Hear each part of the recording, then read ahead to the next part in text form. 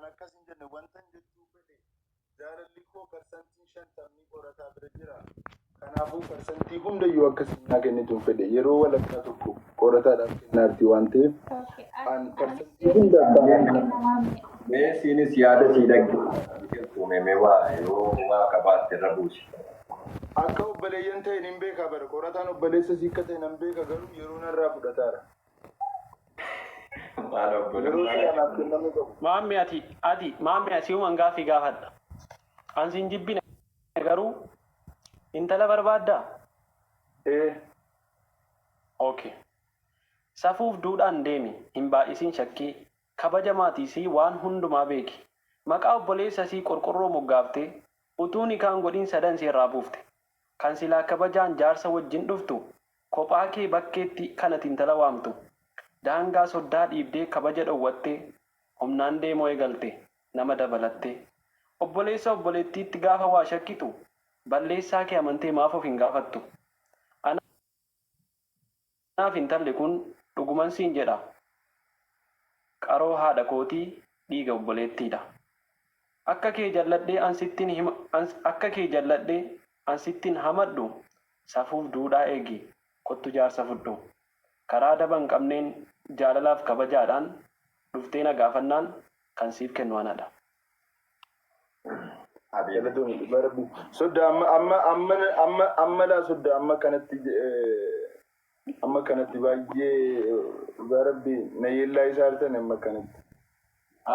Waan si yeellaa simnu tokko hin qabu. Ila an siluma shuftiin wanni guumaa shaawun isuma deebisee hiika. Amma biqiltu mee waa jedhu mee sagalee obboleettii keenya yaadne ati callisne mee biqiltu waa jedhu mee. Biqiltu. Dubbadhu mee. Waa isuma keessa. Kan kukkutee sana irra deebi'uu barbaada. Jedhu.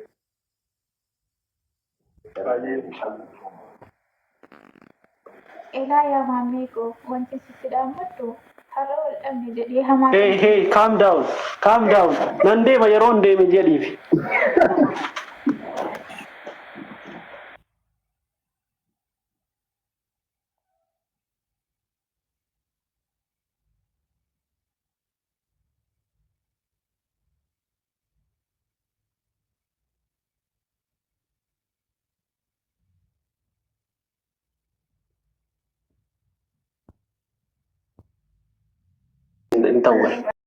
Dhugaa dubbachuu taana waan tokko jira obboleewwan kan koo fakkaaliiwwan amma kan irra jirru sagantaa geggeessaati. Sagantaan keessan dhumeera amma kakuu moofaadhaan xumurree jirra manfasiin isaa sitti nammee jira jechuudha har'aaf kaleessa.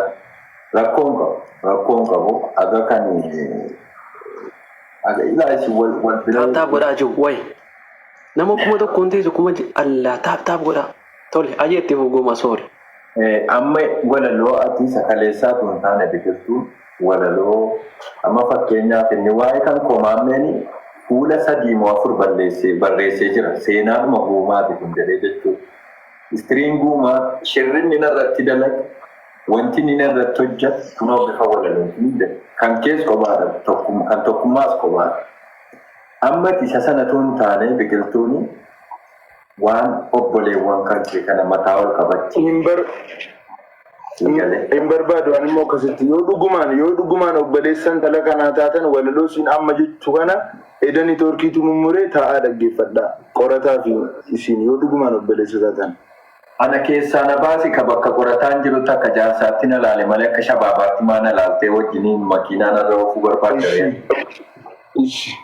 Qorataa taa'ee dhaggeeffadhu amma yoo dhuguma obboleessa sii taatan. Maaf dadhabda teessee dhaggeeffatu.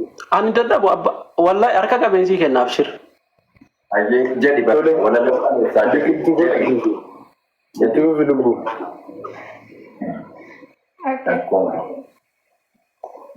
Danda'ii qorata koo eebbisa biriisii fayyadamu. Abshir obboleettiidha abshir. Ijammoo libsati maamne ija libsati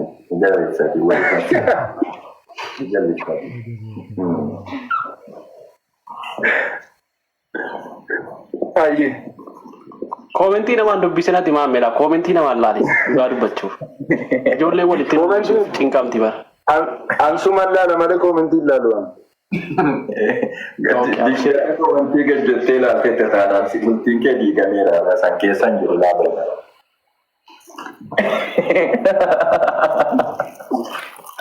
Ayyee biqiltuutti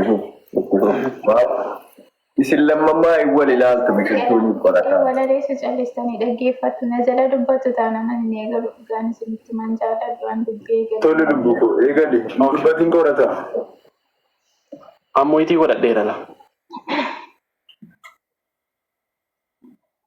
Itii godhadheera. Okay.